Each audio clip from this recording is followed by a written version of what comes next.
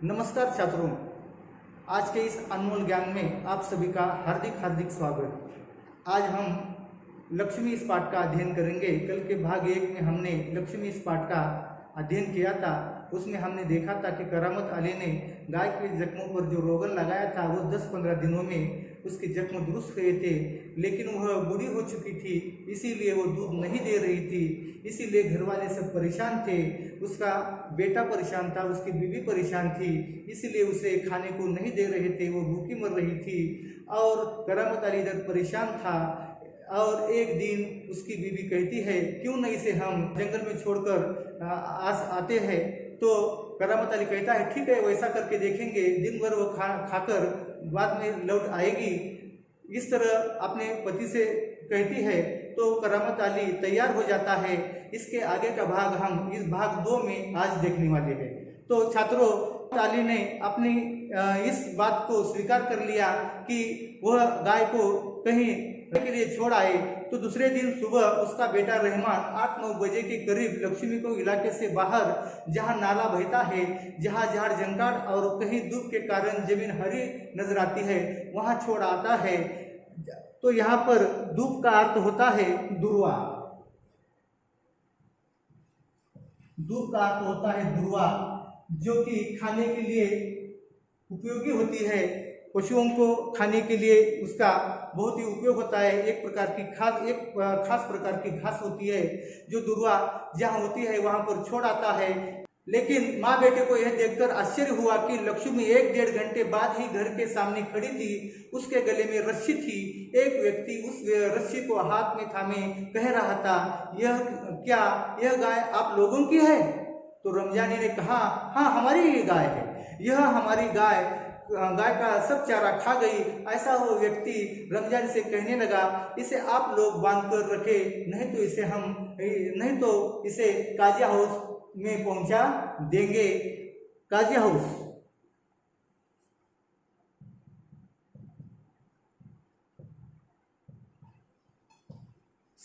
इसका अर्थ होता है सरकारी मवेशी खाना।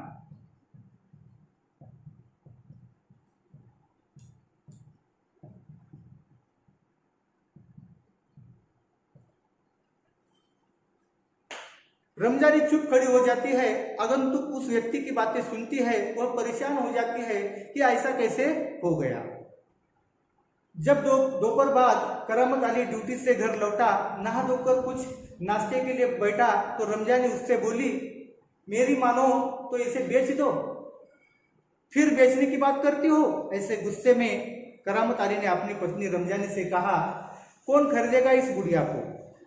तो रमजानी कहती है कि रहमान कुछ कहे तो रहा था, उसे कुछ लोग खरीद लेंगे। उसने किसी से कहा भी है, शाम को वह भी तुमसे मिलने भी आएगा। करामत अली सुनकर खामोश रह गया।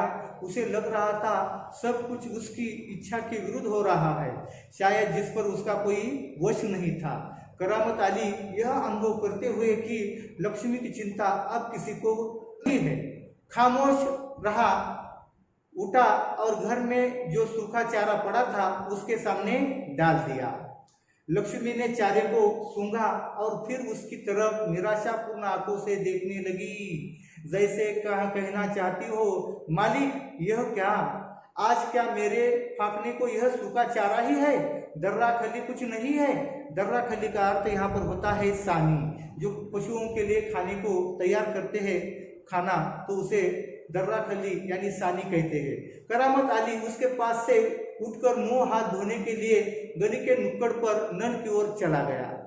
7-8 बजे के करीब रहमान एक व्यक्ति को अपने साथ लाया।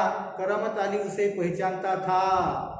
इसके पहले ही उस व्यक्ति ने पूछने के पहले ही कुछ औपचारिक बातें हो, करामत अली ने उस व्यक्ति से पूछा, क्या तुम गाय खरीदने आए हो? उसने जवाब में कहा, हाँ, मैं गाय खरीदने आया हूँ। तो करामत अली ने कहा, गाय तो बूढ़ी है, दूध नहीं देती। तो वह व्यक्ति कहने लगा, तो क्या हुआ, मैं खरीद लूंगा। तुम इसे लेकर क्या करोगे? मैं कहीं और बेच दूंगा। यह तुम्हारा पुराना धंधा है। करामत अली उसे कहने लगा, मैं जानता हूँ मुझे तुम्हें गाय नहीं बेचनी। करामत मियाँ ने उसे कोरा जवाब दे दिया। रमजानी करामत के चेहरे के भाव को भांपती हुई बोली, क्या यही भी कोई तरीका है? आने वाले को खड़े खड़े धुतकार कर भगा दो। तुम जानती हो यह कौन है? करामत अली ने अपनी पत्नी से कहा। करामत अली ने कटु स्वर में कहा, वह लक्ष्मी को ले जाकर वहां बेच आएगा जहां उसके टुकड़े टुकड़े होकर वह बिक जाएगी। मेरे दोस्त ज्ञान सिंह को इसका पता चलेगा तो वह मेरे बारे में क्या सोचेगा? ऐसा करामत अली ने अपनी पत्नी से कहा। उस दिन करामत अली बिना कुछ खाए पिए रात को बिना बिस्तर की चारपाई पर पड़ा रहा। उसको नींद नहीं आ रही थी। वह अपनी घर की आंगन में चारपाई पर लेटा था। नींद उसकी आंखों से कोसों दूर थी। रात आधी हो चुकी थी, फिर भी करामत अली को नींद नहीं आ रही थी। वह सोने की कोशिश कर रहा था, लेकिन नींद उसकी आंखों में नहीं थी। नींद उससे कोसों दूर थी। रात काफी निकल चुकी थी। सवेरे देर तक वह लेटा रहा, क्योंकि रात को उसको नींद नहीं आई। आधी रात तक वह जागता रहा, इसीलिए सुबह वह जल्दी नहीं उठा। सवेरे वह देर तक लेटा रहा। कुछ देर बाद करामत अली ने चारपाई छोड़ी। चारपाई से उठकर वह मुंह हाथ धोकर घर से बाहर निकल पड़ा। लक्ष्मी के गले से बंधी हुई रस्सी खुट्टी से खोली और उसे गली से बाहर ले जाने लगा। यह सब रमजानी दरवाजे पर खड़ी होकर सब देख रही थी। तो जो दरवाजे पर खड़ी यह सब अपनी पति का जो चल रहा था वो सब देख रही थी। और पति से वह बोली, इसे कहाँ ले चली? करामत अली ने कहा, जहाँ इसकी किस्मत लिखी है। किस्मत का अर्थ होता है नसीब। किस्मत, इसका अर्थ होता है नसीब। तो जहाँ इसकी किस्मत ले चले वहां इसे ले जाकर छोड़ने वाला हूँ। वह लक्ष्मी को सड़क पर ले आया। लक्ष्मी बिना किसी रुकावट या हुज्जत के साथ उसके पीछे पीछे चली जा रही थी। वह उसकी रस्सी पकड़े सड़क पर आगे की ओर चलता गया। चलते चलते कुछ क्षण रुक कर वह बोला, लक्ष्मी को करामत अली ने बोला, लक्ष्मी चल, अरे गौशाला यहाँ से 2 किलोमीटर दूर है, तुझे गौशाला में भर्ती करा दूंगा। वहाँ इत्मीनान से तू रहना। वहाँ तू हमारे घर की तुलना में मजे में रहेगी। भले ही मैं वहाँ न रहूं, जो लोग भी होंगे मेरे ख्याल में तुम्हारे लिए अच्छे ही होंगे। मैं कभी कभी तुम्हें तुम्हें देखने के लिए आया करूँगा। तब तुम मुझे पहचानोगे भी नहीं या नहीं, खुदा जाने। कहते हुए करामत अली का गला भर आया। उसकी आंखों में आंसू उतर आए। चल लक्ष्मी चल, जल्दी जल्दी पैर बढ़ा।